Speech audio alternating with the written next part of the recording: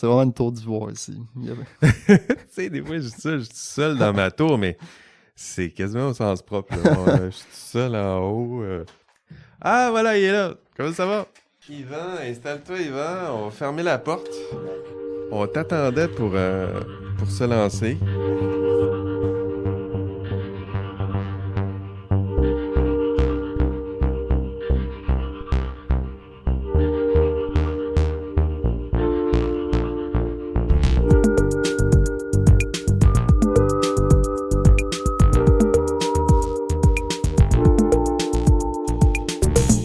Bonjour groupe, Jean-François Sénéchal, votre prof. Bienvenue à votre podcast préféré. Bienvenue à votre dernière et ultime rencontre dans ce podcast hebdomadaire et pour l'occasion. Je ne suis plus seul. Fini le mime Sad Escobar, seul, qui regarde l'horizon. Ce n'est pas un, mais deux étudiants qui ont répondu à l'appel, qui sont avec moi en studio. Le premier, Yvan Soré-Gamo-Coutou est là. Bonjour Yvan. Bonjour Jean-François, j'espère que tu vas bien et merci à tout le monde de nous écouter aujourd'hui. C'est vraiment un honneur et un plaisir pour moi de participer au podcast aujourd'hui. Génial, je suis content de t'avoir avec moi. Le second, Jérémy Bernard est là. Comment ça va, Jérémy? Ben, ça va bien, mais merci beaucoup. Je suis très content d'être ici. Génial. Puis, un podcast d'accompagnement, comment avez-vous trouvé ça? Est-ce que ça a aidé un peu votre étude? Tiens, commençons avec Jérémy. Moi, je trouve ça formidable. Honnêtement, là, c'est une formule qui est complètement différente dans les autres cours. On n'a pas ça. Puis d'avoir ça, c'est comme un aspect qui ajoute au cours, juste de pouvoir s'introduire un peu au concept. Puis moi, je trouve que c'est un cours qui est intéressant aussi en général. Donc, je prends plaisir à écouter le podcast. Là. Bon, t'es bien fin de me dire ça au moment où je te pose la question dans mon bureau. mais je pense que c'est ça que ça fait un petit peu le podcast. On en parlait un petit peu avant d'enregistrer. C'est sûr que le cours, il se prête peut-être bien au podcast. C'est sûr que tu étudies en programmation. Si je me mets à donner des lignes de programmation de podcast, ça peut être assez triste comme podcast.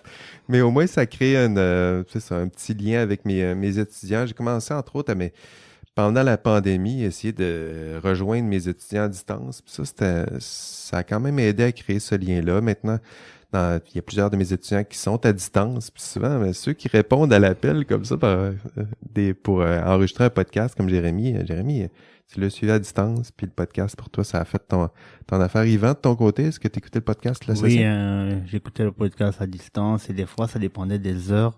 Des fois, c'est le soir, des fois, c'est le matin. Et honnêtement, pour une première expérience, j'ai bien aimé parce que c'était mon premier cours dans lequel il y avait comme un podcast. Alors, que ce soit la manière de parler, et c'est pas ennuyant.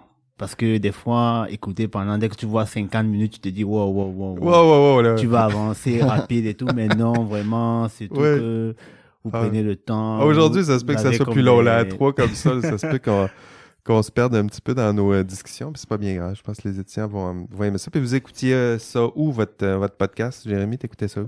Moi, c'était en revenant de la natation, toujours, là. J'écoutais ça, j'arrivais chez moi, puis je mangeais, puis j'écoutais le podcast. Là, c'est ça, on rentre ça dans nos habitudes, dans notre petit rituel. Yvan, de ton côté? Moi, ça dépend. Donc, comme j'ai monté mon home gym à la maison, donc quand j'ai vu des photos de ton home gym. Mes poids, j'écoute des podcasts. Des fois, quand je cuisine, j'écoute des podcasts, ou bien des fois, devant mon ordinateur, je le mets et j'écoute. L'entraînement, ça fait bien pour écouter des... moi, j'écoute pas mon podcast, là, mais j'écoute des podcasts. Puis s'entraîner, marcher, courir, des livres audio aussi, j'aime ça. On dirait que l'audio, quand tu fais justement ce genre de tâches-là exigeantes, là, ça permet à ta tête de fuir un petit peu ton corps le temps que tu travailles un peu fort. Vos programmes d'études, Jérémy, c'est en Glo, c'est ça? C'est ça, que tu me disais? Génie logiciel, exact. Génie logiciel, puis ça se passe bien dans ta formation. T'es rendu où? Je suis ma dernière session, puis après ça, je commence la maîtrise. Il reste encore un petit 2 ans. Ah, tu vas adorer les études supérieures. Yvan, de ton côté, le programme d'études? Oui, ça se passe bien et on finit bientôt. Donc, c'est quel programme? Non, moi, c'est le programme d'insertion à la profession d'ingénieur. Ah, voilà, toi, Donc, t'arrives de là, là. j'ai un seul cours. Et c'est le seul cours. Un seul cours, ben j'en vois plusieurs des étudiants qui arrivent comme ça. Donc, c'est l'Ordre des ingénieurs qui Oui, vous pointe ce cours-là pour faire un cours qui vous permet de vous... c'est des manques dans la formation? Comment oui, ça en comment ça fait, fonctionne? j'avais comme une lacune. Durant ma formation en génie dans mon pays, j'avais pas fait le cours d'éthique et déontologie. Du coup, ils m'ont donné ce cours à faire pour combler cette lacune. Mais par contre, si je savais ça, j'aurais dû le faire durant ma maîtrise. Parce que j'ai gradué à l'Université Laval en 2023. Donc, Oui, ça aurait été fait, hein? ça aurait été fun, vraiment. Mais il y en a plusieurs qui, je le vois aussi dans mes inscriptions, il y en a plusieurs qui arrivent de ce programme-là, puis ça donne d'autres types d'étudiants. Puis c'est intéressant aussi sur les forums, il y en a qui ont déjà une expérience concrète du terrain, puis qui arrivent avec un bon bagage, puis c'est ça, ça met des fois en contraste le manque d'expérience de certains de mes étudiants et étudiantes, puis ça fait, je pense, ça enrichit aussi le discours. Ben, content de savoir qu'il y en a sûrement d'autres dans le cours. J'espère que le podcast là, contribue un petit peu à contribuera à votre note. C'est un petit peu le but. Puis j'espère que vous avez senti cette proximité-là avec votre prof. Si vous êtes là aujourd'hui, c'est parce que vous avez senti que je n'étais pas trop intimidant, puis vous pouviez vous pointer dans mon bureau pour qu'on puisse en discuter un peu de tout ça. OK, avant de commencer l'enregistrement, mes rappels, déjà, le TP2, ça s'en vient, c'est le 30 novembre, 23h avant, 23h59, s'il vous plaît. Vous n'êtes pas obligé d'attendre jusqu'à 23h59. Ça avance, votre TP2? On a pas mal fini, il reste une petite révision, puis voilà.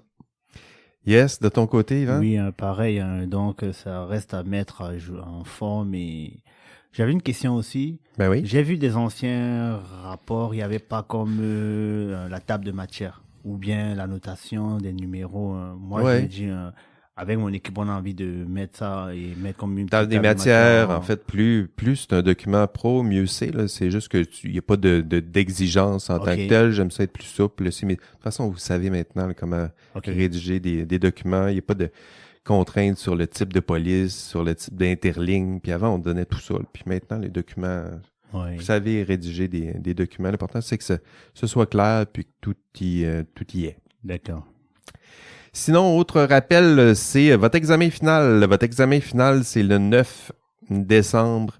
Ce sera de 18h30 à 20h30. Ce sera au Deconinck 0127. C'est à la cafétéria, là. Quand vous allez à la cafétéria, les très grands locaux qui sont en dessous. Donc, il faut se rendre à la cafétéria.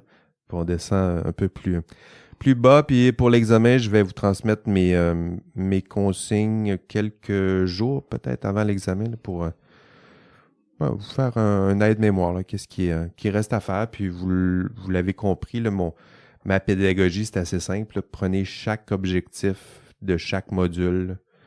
Puis mon examen, je prends pour une question, je prends un objectif d'un module, puis je fais une question pour voir si vous êtes capable de démontrer que vous avez atteint l'objectif en question. Vous l'avez vu à l'examen de mi-session, là. Ça va être exactement, c'est pas les mêmes questions, mais ça va être exactement le même processus. OK, cette semaine, module 12, ce sera notre dernier module. Puis dans ce module 12, ce qu'on va faire, c'est qu'on va évaluer, on va explorer les arguments les plus... C'est un examen critique du système professionnel. Donc, les arguments les plus convaincants pour défendre le système professionnel et pour le critiquer aussi, là, c'est-à-dire montrer les failles puis peut-être quelques pistes d'amélioration parce qu'il y aura des failles. Vous en avez peut-être déjà identifié quelques-unes en cours de route. Et ce sera la fin de ce cours. Enfin, ce sera terminé. Puis la question qui devrait être mieux maîtrisée, je dirais, à la fin de ce cours, c'est la question du système professionnel. Donc, c'est quoi un système professionnel au Québec? À quoi ça sert? Je sais que pour plusieurs d'entre vous, ces connaissances-là, c'est un petit peu limité au début du cours. Il y en a qui confondent ça avec un syndicat. Un ordre professionnel, un syndicat. Est-ce que c'est la même chose, Jérémy? Non, pas du tout. C'est quoi la différence? Le syndicat, il va défendre les droits des travailleurs, tandis que là, on va défendre le droit pour le public en général avec la profession. C'est pas mal ça, la grosse distinction. Puis pourtant, moi, je m'en sers souvent comme question diagnostique. Là, à la fin d'un cours, un étudiant qui n'est pas capable de faire cette distinction-là, il a manqué un bout, là. Pas mal gros bout, parce que si dans votre tête, si je dis système professionnel, si vous ne pensez pas protection du public, on a un problème. Là, j'ai dû le dire au moins 450 fois dans ce cours-ci. Puis c'est ça l'idée, là, c'est de se donner un système pour être sûr que le public est toujours bien protégé, alors qu'un syndicat, c'est là pour protéger les intérêts des membres, des travailleurs, leur négocier des conditions de travail, puis tout ça. Puis c'est important aussi, mais ça n'a pas rapport avec un ordre professionnel. Donc déjà, ne faites plus cette erreur, ça démontrera déjà que vous avez une bonne compréhension du système professionnel. Donc, le système professionnel, les failles, les forces, commençons peut-être par les failles. Il faut bien l'admettre, là. Puis, vous l'avez peut-être constaté pendant le cours, le système n'est pas parfait. C'est un système humain conçu par des humains avec leurs propres failles. J'ai identifié 5 failles pour vous. Je vais vous les lister, vous les expliquer. Il faut que vous les reteniez par cœur. Mais au moins, il faut c'est approprié aussi. Là. C'est ça aussi que je vérifie dans mon examen. C'est ce qu'il reste quelque chose dans votre tête. Puis c'est ça aussi, des fois, là, les gens vont dire c'est du par cœur. C'est du par cœur si tu n'as rien fait de la session. Tu essaies d'apprendre ça par cœur à la fin de la session. Mais il y a plusieurs de ce que vous considérez comme étant du par cœur qui devrait être tranquillement être intégré. Pas besoin d'apprendre que c'est la protection du public. Là. Vous le savez, là, ça a été intégré, puis ça risque pas de disparaître de votre cerveau éventuellement. Donc, 5 critiques. Commençons par les critiques des failles du système professionnel. Je me suis servi du texte de Marc S. Frankel. Ça s'appelle « Professional Codes, Why, How and With What Impact ». Je l'ai traduit pour vous, puis je vais vous l'expliquer dans le cours. La première critique, c'est le système professionnel. Qu'est-ce qu'on peut lui reprocher? C'est un système qui est très conservateur. Donc ça, c'est la première critique, c'est le conservatisme. C'est un système qui bouge très lentement, qui est stable. Il y a quelque chose de choquant là-dedans. Là, on veut changer. On lit le code, on dit, ça sent la poussière.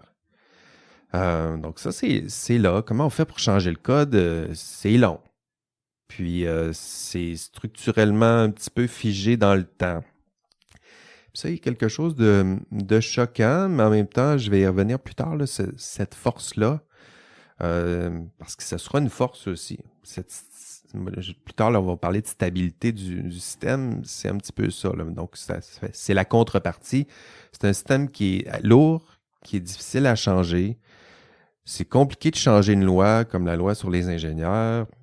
Ça se fait, mais il faut passer à travers les instances législatives. Puis ça, c'est un processus qui est long. Puis ça fait souvent un décalage entre le document en question puis la société. Puis ça, il y a quelque chose de choquant, d'un petit peu agaçant. Puis c'est une vraie critique.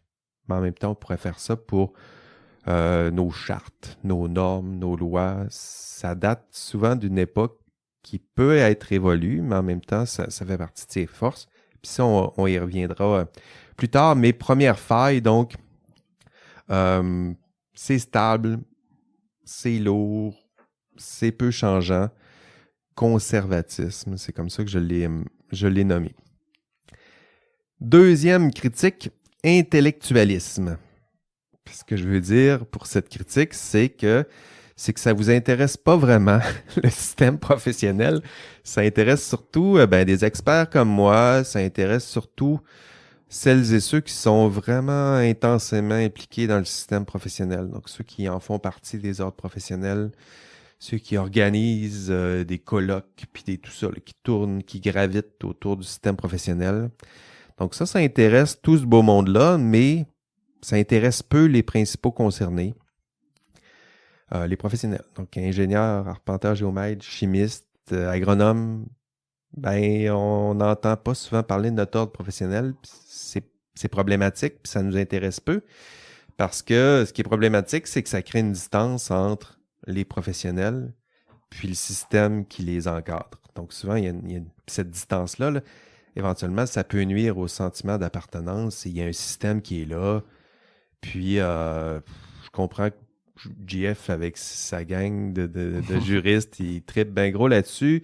Puis le prof d'éthique, mais nous, ça ne nous intéresse pas. Or, il faut minimalement s'y intéresser si vous voulez développer minimalement aussi votre sentiment d'appartenance. Donc ça, c'est la critique, intellectualisme.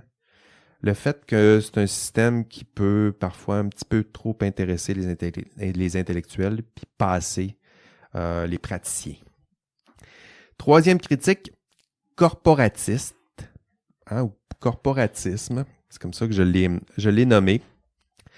Puis le corporatisme, le système professionnel, une des critiques qu'on peut lui adresser, c'est que c'est une sorte de groupe et de pensée de groupe là, en action. Là.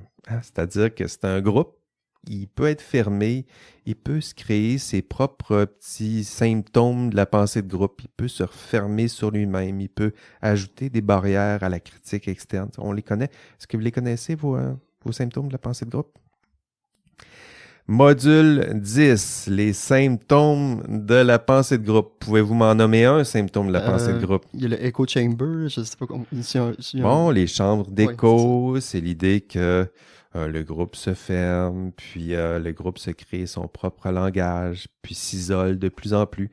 C'est une bonne façon de réfléchir à la pensée de groupe. Si vous cherchez des symptômes, pensez à des critiques que vous pouvez adresser aux réseaux sociaux qui travaillent beaucoup là, sur cette idée-là là, de fermer un groupe, de mettre des barrières étanches autour de ce groupe, puis un groupe qui se complaît dans son propre discours.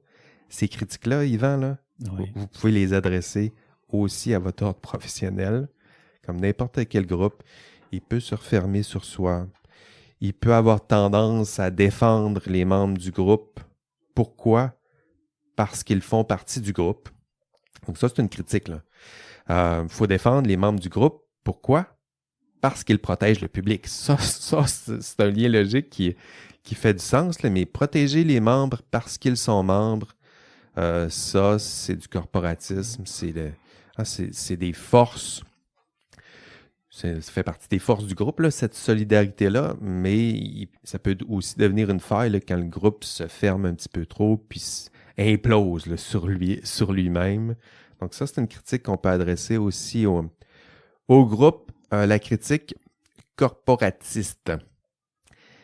Quatrième critique, policiarisation. Ben, c'est comme ça que j'ai inventé, mais c'est un mot qui existe, là, mais c'est un mot que j'aimerais vous imposer. C'est l'idée que votre ordre professionnel, c'est une vraie critique qu'on peut leur adresser, c'est que parfois, un ordre professionnel en manque de moyens, de ressources, peut être réduit à sa fonction policière. Vous demandez à quoi servent vos cotisations, un ordre professionnel. Ben, s'ils n'ont pas grand-chose comme cotisation, ils vont réduire leur rôle à pas grand-chose, qui est de surveiller les membres puis de sanctionner pour être sûr de protéger minimalement la protection du public. On va au moins essayer de pincer les pires. On va essayer au moins sanctionner les pires. Et ce faisant, ben effectivement, on finit par pincer et sanctionner les pires. Mais il manque le reste, là. Former, développer les compétences de ceux qui sont pas des voyous, là, de ceux qui, comme vous, sont honnêtes, intègres, mais qui ont besoin peut-être d'éducation, de formation, d'accompagnement, d'outils pour intervenir. Donc, policiarisation, c'est ce que je veux dire, là. Parfois, dans certains ordres professionnels, en manque de ressources, ils peuvent être réduits à leur fonction la plus simple, qui est de policiariser votre... C'est vrai que ce terme, oui, parce que généralement, même chez nous en entreprise, il y a des fois, on sait que c'est la période où il faut, par exemple, payer notre cotisation et tout. On se dit, ah ouais, on doit payer ça, mais la plupart du temps, comme vous avez dit, abandonné à nous-mêmes, on travaille. Ensuite, on se dit que dans fin d'année, il y aura comme l'audit. C'est un projet par soit l'ordre va auditer certains professionnels et tout, mais des fois, c'est vraiment, il y a comme cette cassure entre les professionnels et aussi les membres. Oui, payer une cotisation, à quoi ça sert tout ça? Ça peut entre autres être sûr que l'ordre professionnel a suffisamment de fonds et de ressources pour vous donner ce qu'un ordre professionnel devrait vous fournir. Puis même chose autour de vous, là, c'est sûr que dans le monde du travail, quand c'est le temps de payer cotisation, tout le monde le sait, là, tout le monde sait que ça fait mal. Puis c'est sûr que ça fait mal si tu penses que ça sert à rien. Mais le cours visait aussi à vous montrer que ça peut aussi servir à quelque chose. Puis si on donne un peu plus, on devrait en avoir un peu plus. Ça aussi, ça sera votre tâche de vous assurer là, que votre ordre professionnel ne fait pas seulement son rôle policier, mais qu'il y a une plus-value à tout ça. Donc ça, c'est la 4e critique que j'ai ciblée pour vous. La 5e critique, c'est l'idée d'asservissement et de perte d'autonomie. Donc ça, on l'a vu dans le cours. L'ordre professionnel, la façon qui a été conçu à la fin du récit de mon histoire du professionnalisme, vous le voyez bien, maintenant vous en connaissez peut-être un petit peu mieux la pertinence de tout ça, là. Mais à la fin, ce qu'on peut avoir, c'est des professionnels qui sont seulement asservis, qui sont là simplement pour faire ce que leur ordre professionnel leur demande de faire. Puis si c'est le cas, là, si tout ce que vous faites, c'est suivre un code de déontologie, l'essence même du récit du professionnalisme, c'est perdu, là. C'est-à-dire que le but, c'était d'avoir des personnes libres qui assument ce rôle-là, qui prennent à bras-le-corps leur code de déontologie, puis qui se disent « ça, c'est moi, ça représente des idéaux que j'ai fait miennes », et non pas avoir des petites têtes serviles qui font juste servir un code parce qu'on leur impose. Parce que si c'est ça, ben le sens, c'est perdu. Le but, c'est pas de suivre le code parce qu'on vous l'impose, mais c'est de suivre le code parce que maintenant, vous en connaissez un petit peu mieux le sens et la pertinence là, à la fin de ce cours. Donc ça, c'est les 5 creux, ouais, je peux bien dire 5 creux, les 5 critiques que j'ai ciblées pour vous, qui sont associées à votre professionnalisme. La dernière, j'en ai dit 5, conservatisme, intellectualisme, corporatisme, policiarisation, asservissement et perte d'autonomie. Êtes-vous capable d'en nommer 2? Je viens de les nommer. Êtes-vous capable d'en nommer 2? Asservissement. Asservissement, perte d'autonomie. Perte d'autonomie, oui. Un autre? Conservatisme.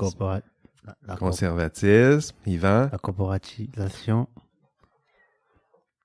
Corporatisme, oui, c'est plutôt ça le terme, oui. Et conservatisme, vous avez dit aussi normalement, oui. Ça L'intellectualisme. reste trop figé vers le temps. Puis il en manque un. La policiarisation. Policiarisation. Police. Faites un verbe avec police, puis vous allez vous en souvenir. Bon, bravo, vous êtes doué. Je vous pose des questions comme ça, vous savez déjà tout ça. Moi, qu'on ait triché un peu, peut-être. Qui sait, vous le saurez si vous voyez l'envers du décor. OK, critique, on a fait quelques critiques ensemble. Les forces maintenant. Hein, faudrait pas clore ce cours sans parler des forces du système professionnel. Si on vous enseigne ce système, c'est qu'on pense qu'il y a des forces que vous devez minimalement être capable de les connaître. Donc, les principales raisons pour justifier l'existence du système professionnel. Dans le texte de Frankel à l'étude, Frankel en mentionne 8. 8, puis c'est ce que j'ai préparé pour vous.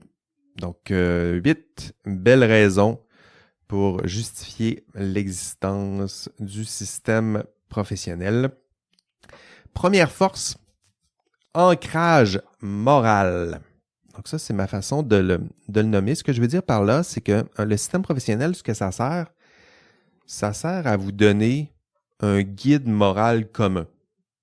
Il y a un petit peu ça, c'est pour ça qu'on parle d'éthique et de morale dans ce cours-ci, c'est que dans la société dans laquelle on vit, la morale est loin d'être un socle sur lequel tout le monde s'entend en ce moment. Je ne sais pas si vous avez remarqué, là.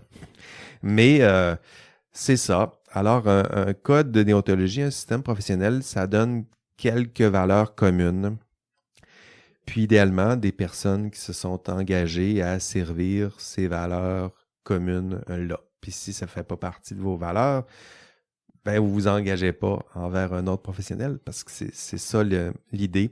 Donc, ancrage moral, c'est ce que ça veut dire. Dans une société où tout le monde a son petit guide moral dans sa petite poche d'en arrière, ben il y en a quelques-uns qui sont prêts à sacrifier une partie de leur petit code moral personnel pour se rallier derrière un code moral qui serait un code moral commun.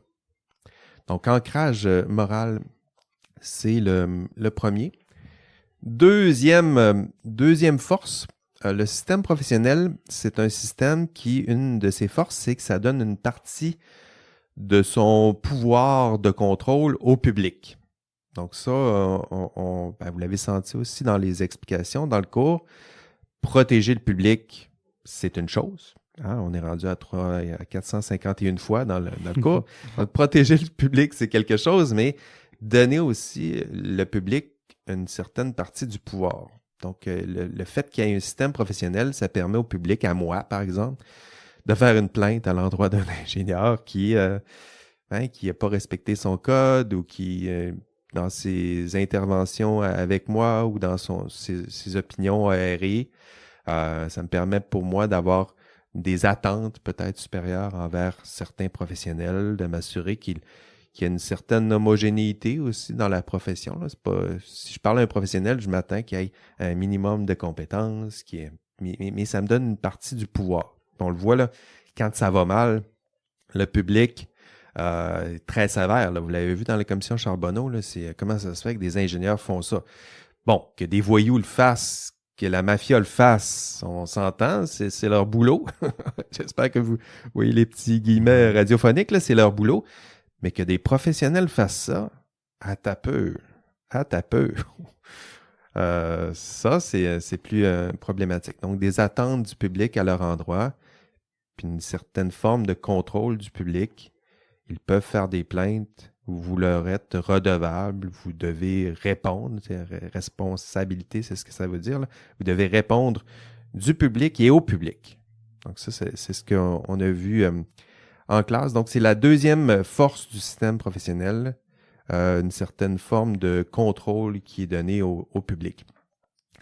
La troisième force, ça sert à un système professionnel, ça sert à quoi? Ça sert à socialiser entre pairs. Donc, un système professionnel, c'est là comme réseau social avant les réseaux sociaux. Là. Donc, ce réseau-là, là, qui est un autre professionnel, c'est un réseau social. Il existait avant les réseaux sociaux.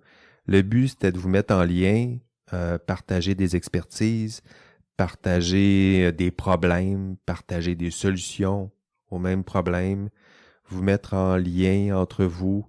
C'est sûr que là, l'Ordre des ingénieurs sont près de 80 000. Ça fait beaucoup de monde à connaître sur votre réseau social.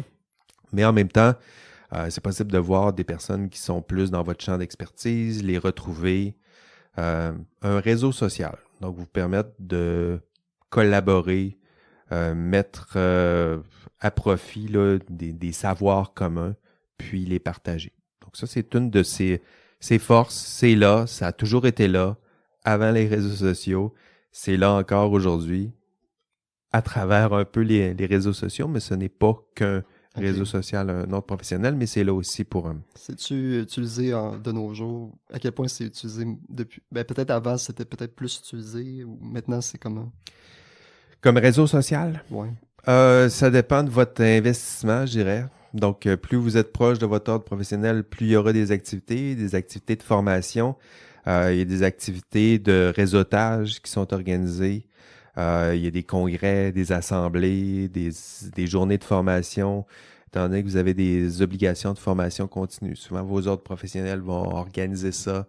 J'étais allé à l'Ordre des arpenteurs géomètres, le dernier symposium de l'Ordre des arpenteurs.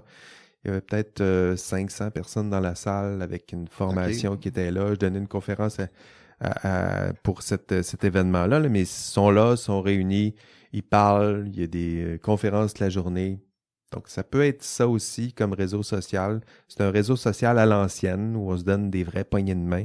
On fait pas juste s'insulter sur les réseaux sociaux. Donc, il y a ça qui est là comme force. Un système professionnel, ça sert à quoi? Ben, ça sert à vous donner un réseau social de pairs. Quatrième force, préservation des valeurs de la communauté de pairs. Donc, ce que je veux dire par ça, c'est la contrepartie à ce que je vous disais un peu plus tôt. C'est-à-dire que un système professionnel, c'est lourd. Ça change pas. Les lois sont là, ça sent la poussière. Mais la contrepartie, ça devient aussi une force. C'est-à-dire que la société change, mais les lois changent peu. Le code de déontologie change pas. Ça injecte un peu de stabilité, je dirais, dans le système. Puis là, vous le voyez aujourd'hui, des fois, c'est un petit peu choquant pour ça. Là. Votre société a changé, votre rapport à votre employeur a changé. Il y en a pour plusieurs que leur employeur, c'est leur vie, puis l'ordre professionnel, ils l'oublient. Mais dans la loi, c'est aussi fort qu'en 1970. Là. C'est non. La priorité, c'est ton ordre professionnel avant ton employeur. Donc, même si la société a changé, le fait que ça soit consigné dans un texte de loi comme ça, c'est là, c'est stable. Puis si vous voulez le changer, ça peut se faire. Disons, du jour au lendemain, on se dit, ben là, la priorité de l'ordre professionnel, ça va faire. On veut changer ça. On veut donner la priorité à notre client. OK.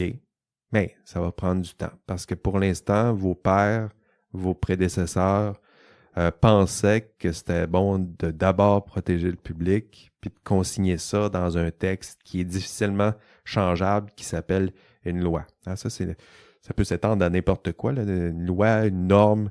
La force d'une norme, c'est qu'une fois que c'est consigné, ça change peu. Les lois, les chartes. Pourquoi on se donne des chartes? C'est parce qu'on veut aussi que ça assure une certaine stabilité. Une constitution, bonne chance pour changer une constitution. Là. Peu importe ce que notre ami du Sud veut faire dans son propre pays, là, changer une constitution, c'est compliqué. Puis c'est ça aussi, là, ces lois, ces normes, ces règles, ces codes, ça injecte un petit peu de stabilité dans le système. Donc, ce qui était une faille peut aussi être une force. Là, puis c'est pour ça que je voulais les mettre en contrepoint. Donc, 4 forces. On va en faire 4 autres. Êtes-vous capable de nommer les 4 premières?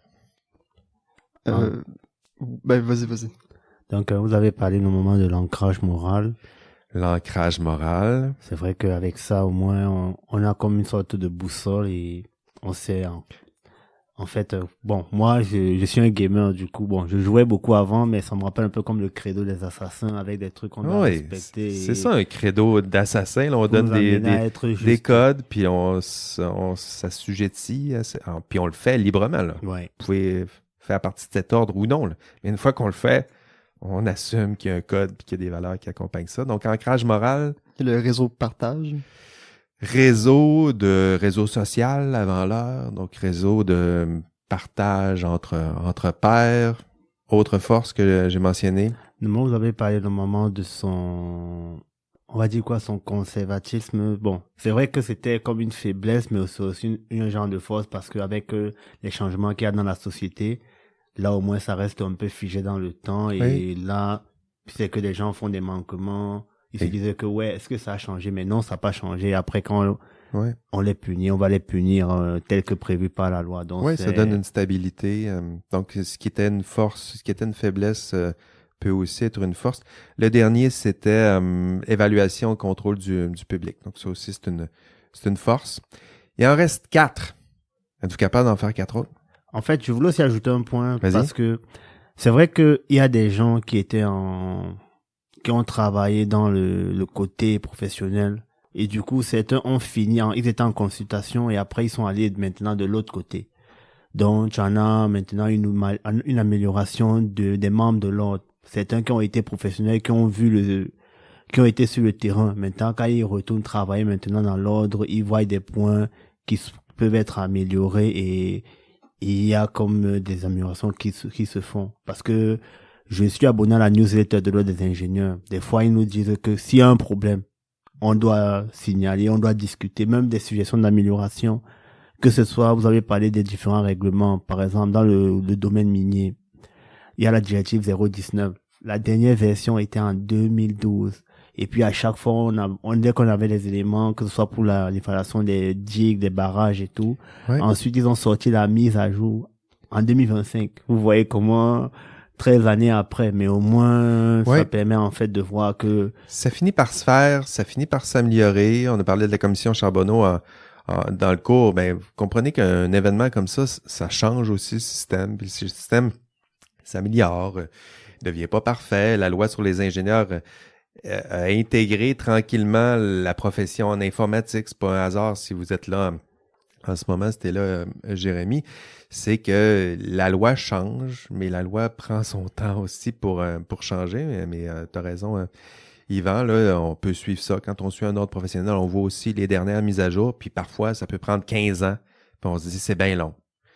Puis c'est vrai que c'est long. Mais une fois que c'est consigné, c'est là pour longtemps. Oui. Et aussi, l'autre point aussi, c'est, par exemple, avec ce cours, vous formez des nouvelles personnes et certainement on se dit oui, mais je trouve ça fun de pouvoir faire partie de la police, entre guillemets, mais là, au lieu d'aller travailler en consultation, d'ici maintenant de travailler dans la régulation pour voir si tout est OK et tu as des nouveaux professionnels qui ont une vision actualisée des choses qui se passent et tout, et là, en allant maintenant travailler pour leur ordre, ils voient que oui, il y aura des points avec une nouvelle vision. Donc, je me dis aussi peut-être qu'ils pourraient comme avoir je sais pas comment dire, mais cette ouverture avec des nouveaux professionnels, parce que l'ordre aussi recrute. Les différents ordres de professionnels aussi, ils recrutent, que ce soit des nouveaux membres ou bien de certains qui ont plus des seniors. Ouais.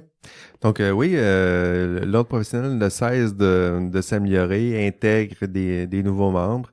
C'est sûr, dans le cours, c'est une formation minimale pour que vous connaissiez l'existence d'un ordre professionnel. Mais évidemment, si vous souhaitez vous impliquer dans l'ordre pour continuer d'améliorer ce système-là, ils ont absolument besoin de plusieurs personnes, y compris de très jeunes personnes comme vous qui arrivent avec de nouvelles idées, une nouvelle façon peut-être de concevoir. Des fois, si vous trouvez que c'est poussiéreux et vieux, cet ordre professionnel, ben c'est à vous aussi de changer les choses puis de s'impliquer. C'est sûr que les plus vieux, peut-être, ont connu un autre système puis sont peut-être plus attachés à ça, mais ça prendra une masse critique de jeunes pour changer un peu comme toujours, une masse critique de jeunes pour changer les choses. Donc, 4 forces, on en a vu 4, il en reste 4.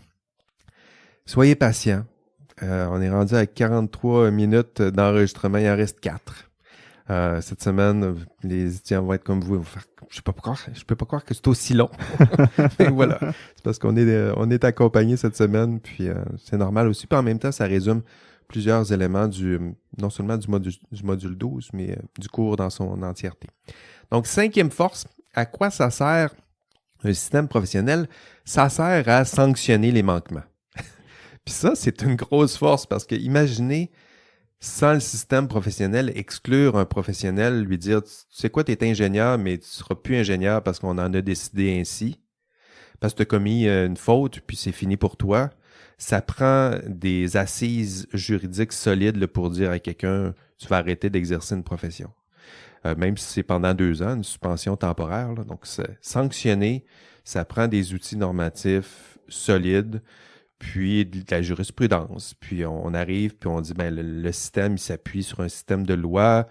Ils ont une autorité légitime pour sanctionner quelqu'un qui s'éloigne du droit chemin. Puis on dit, on te sanctionne. Donc ça, c'est une des forces du système professionnel. À quoi ça sert vos cotisations? Ben, avoir un système qui est capable d'avoir les coups des franges pour sanctionner quelqu'un qui n'est pas comme vous, hein, qui s'éloignerait un petit peu trop du droit chemin, pour reprendre cette expression-là. 6e force, le système professionnel permet d'accroître la solidarité et le soutien des pairs. Donc ça, j'en parlais un petit peu plus tôt. Mais l'ordre des ingénieurs, c'est 80 000. La plupart des ordres professionnels, c'est des milliers et des milliers de professionnels comme vous.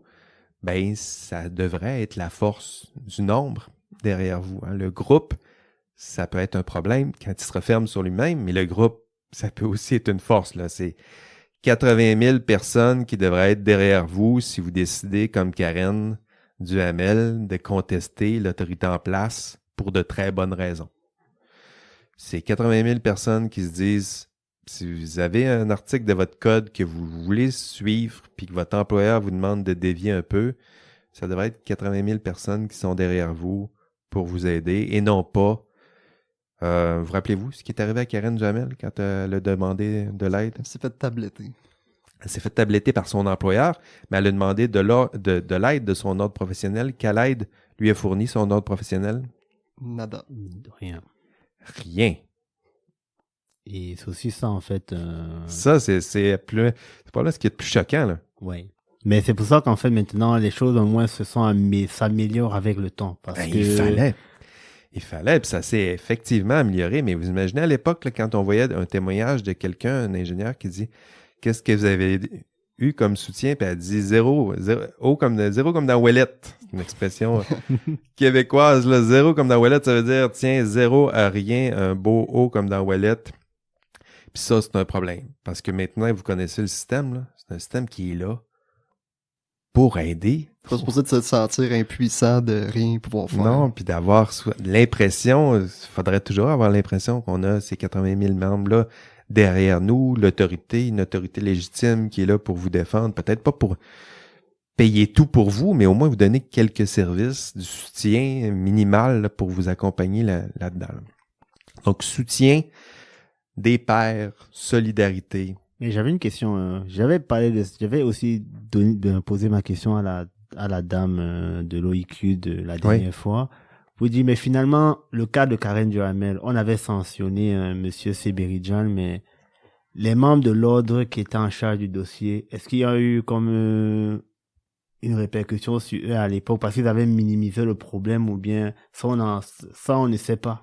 Ceux qui n'ont pas donné de suivi à Karen Duhamel, j'ai pas eu de suivi non plus là-dessus. Là. Donc, c'est peut-être qu'ils ont été sanctionnés, je dirais minimalement, dans le meilleur des cas, parce qu'ils n'ont pas donné le soutien nécessaire, mais en même temps, ce qu'on voyait à l'époque, c'était l'ordre en tant que tel qui était à punir. Là. C'est-à-dire que l'ordre n'exerçait plus son rôle.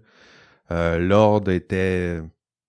Il y avait des membres qui faisaient partie du système collisionnaire à l'intérieur même de l'ordre des ingénieurs. Donc, c'est un système qui, heureusement, s'est amélioré depuis le cas Duhamel, depuis la collision, depuis la collision Charbonneau. C'est un peu un bon lapsus, la commission Charbonneau.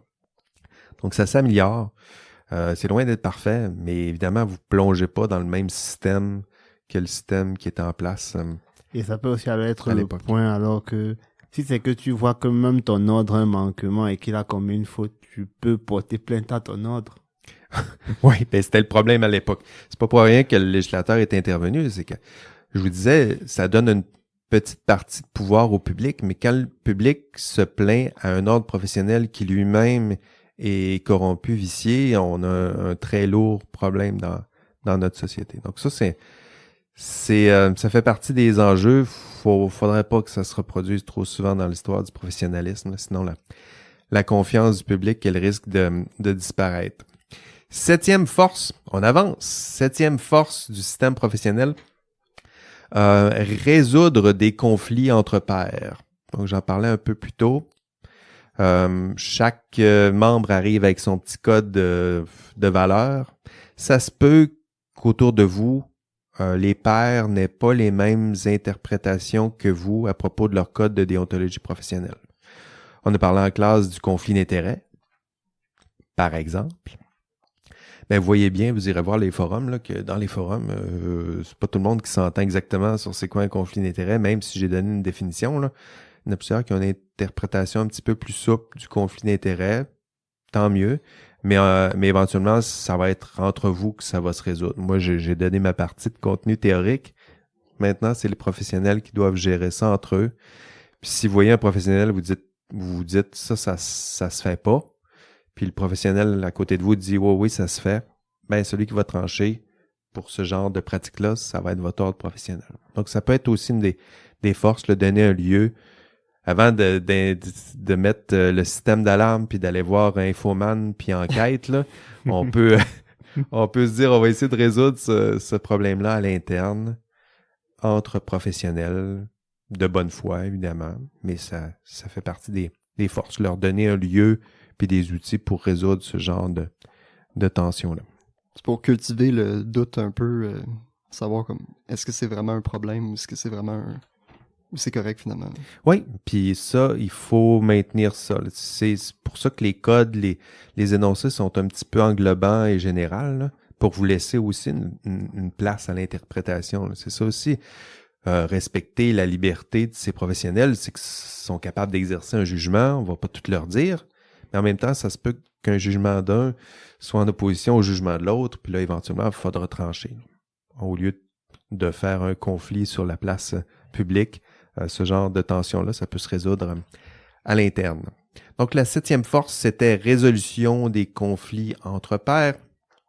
Et la 8e et dernière force du système professionnel, le système professionnel permet, surprise, d'accroître, sinon de maintenir la confiance du public. Ah, surprise, ouais.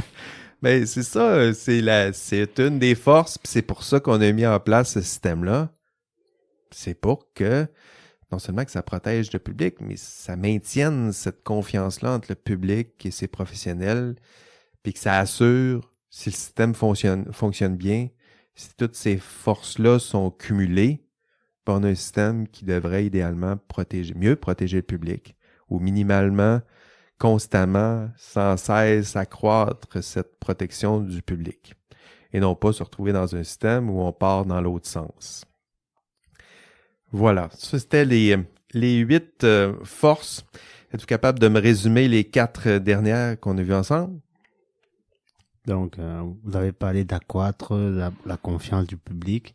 Ça, c'est un point déjà très important parce que pour l'ordre des ingénieurs, par exemple, que ce soit tous les rapports, vous avez accès en ligne parce qu'il y a comme une sorte de transparence. Oui, donc accroître la confiance du public. Les autres forces que j'ai mentionnées? Ben, il y a le sentiment d'appartenance, là, le groupe pour nous soutenir. Le groupe, le soutien des pairs, ça faisait partie des forces. Quel autre?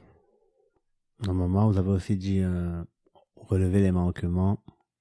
Révéler les manquements, ça permet de sanctionner. C'est un système qui est là pour sanctionner, se donner les coups des franges puis les outils normatifs pour sanctionner. Donc, préserver les valeurs de la communauté de pairs, donc lui donner une stabilité, révéler les manquements, solidarité et soutien entre pairs. Puis à la fin, protéger le public, accroître la confiance du public. On a 8 forces. Vous êtes bons? Vous allez savoir ça à l'examen? Il faut en savoir quelques-uns, là. Vous imaginez qu'à la fin du cours, ça se peut qu'il y ait une question qui vous demande « Êtes-vous capable d'identifier une force du système professionnel? » Parce qu'il faudrait au moins, minimalement, être capable d'expliquer à quoi ça sert ce système-là, puis c'est quoi les forces, c'est quoi les failles. Puis je vous annonce rien, là. Je vous dis juste c'est quoi les objectifs de ce module 12, là, minimalement être capable d'identifier les forces, les failles. Une fois qu'on identifie les failles, on est capable de proposer des pistes de solutions pour colmater les failles. Ce serait tout pour ce module 12. Avez-vous des questions sur le cours en général, sa progression, le TP2, les examens? Bon, comme vous avez dit, normalement, les examens, ça sera un examen avec différentes questions, des questions à réponse ouvertes, essentiellement avec des questions de discussion pour savoir si on a vraiment compris le cours. Oui, c'est ça. Sur la forme, ça va ressembler à toutes mes évaluations du cours. Donc, des petites questions de type questionnaire avec des choix de réponse, puis des vrais ou faux. Des questions qui ressemblent à des questions que je pose sur les forums de discussion avec des...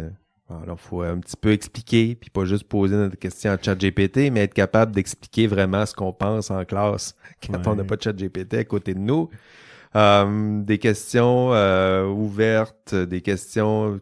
Dans le fond, toutes les évaluations que vous avez eues, les évaluations formatives, c'était pour vous préparer à cet examen. Vous avez fait l'examen de mi-session. Ça ressemble à l'examen final. C'est juste que là, vous allez le faire seul, en classe, sans l'aide d'une personne à côté de vous, sinon sans l'aide des LLM et autres intelligences artificielles générative. Allez-vous être là en classe demain, non? Toi, tu seras pas là, Jérémy? Toujours à distance. À distance. Tu me disais que tu préférais à distance. Oui, c'est la meilleure formule. Meilleure formule, ça lui permet d'appuyer sur pause et des fois d'écouter les cours en vitesse 1.5 ou 2. Ah, des fois 2. Ça Deux, dépend. Ça oui. dépend.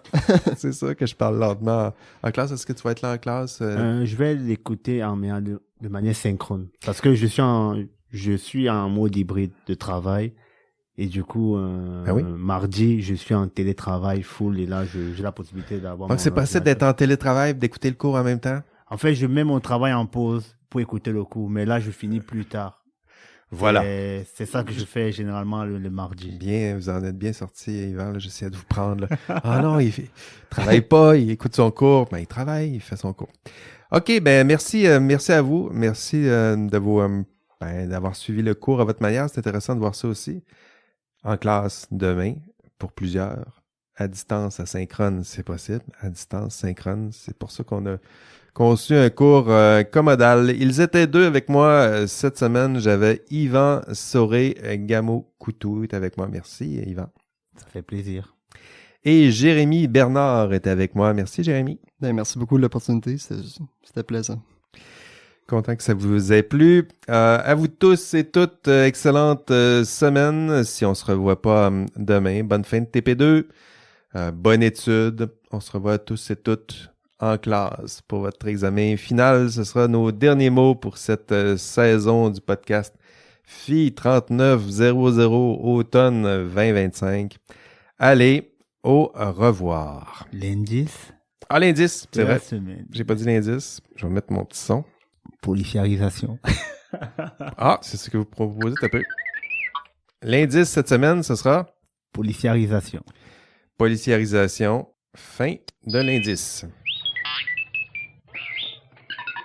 T'as une autre question. Nous qui avons assisté, est-ce qu'on va encore aller écrire le courriel pour dire l'indice de la semaine? C'est alors que... Ouais, ça serait méta. Non, là, je vais prendre en note vos noms puis considérer que l'indice est déjà transmis. Vous l'avez bien entendu et bien transmis au micro. Merci à vous deux. Allez, bye bye.